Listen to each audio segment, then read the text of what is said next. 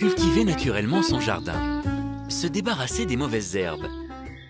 Arnaud aime tellement la nature qu'il ne ferait pas de mal à une mouche. Pourtant, en laissant certaines mauvaises herbes s'installer, c'est tout son jardin qui en pâtit. Quand les mauvaises herbes puisent dans les ressources d'eau et de nutriments des autres plantes, leur font de l'ombre, hébergent des parasites, elles empêchent le bon développement de votre potager.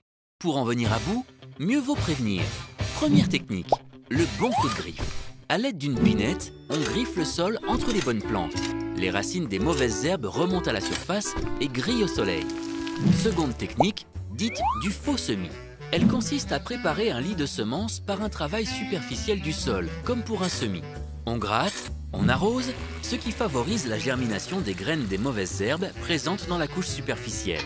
2 ou 3 jours plus tard, on griffe le sol comme précédemment. Les petites pousses de mauvaises herbes vont remonter à la surface. Le soleil fait alors encore une fois le travail. Il ne reste plus qu'à procéder au vrai semis. Autre alternative, occuper le terrain. Pour cela, plantez d'autres variétés qui prendront la place des mauvaises herbes. C'est le cas de la moutarde ou du trèfle qui ont également comme vertu d'enrichir le sol. Une dernière technique consiste à couvrir le sol autour de la tige de sa bonne plante pour priver les mauvaises herbes de lumière.